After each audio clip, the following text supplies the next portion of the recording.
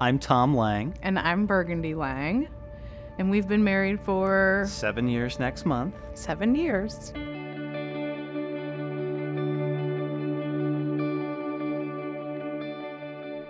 We dated for 10 months.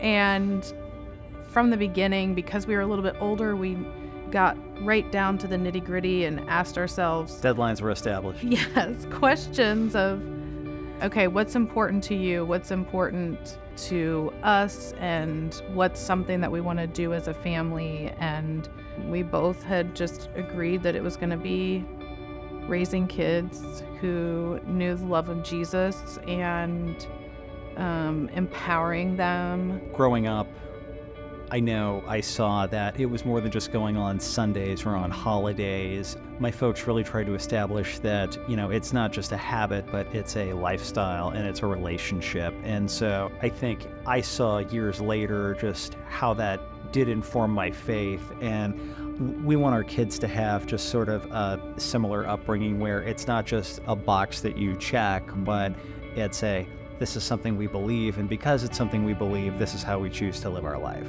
When we got married, I'm clearly the spender and Tom is the saver. So when we got married and he had said, hey, we tithe, we don't ever not tithe, we are fully committed to that, it was a big adjustment for me because I could see friends and compare and say, well, they have this and they have that, and we could have that if we just didn't tithe because it's such a large sum of money. Why? And I don't always get to see what it's doing. But in his faithfulness, he just kept reminding me that that's what God asks us. He doesn't ask much, but it's something that we can do to continue to be faithful and to trust him. On a day-to-day level, it's easy to look at that line item and think about, I could have so many plans for that money. But then when you take sort of a wider lens look, we're able to see, just how God has been true to the promise that's in Scripture, which is if you give this amount, he will have your back financially. But I think more importantly, we're also just able to see what has been done through that.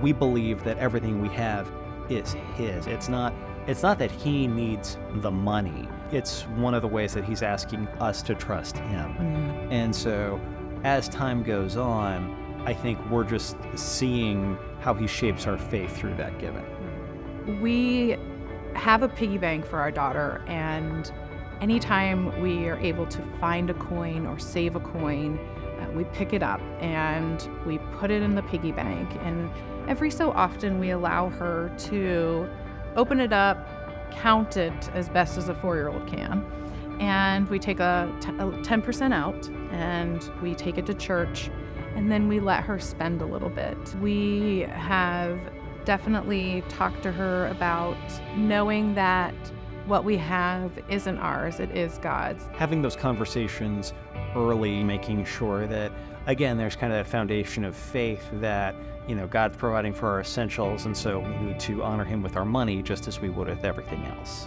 I have a hard time trusting God sometimes.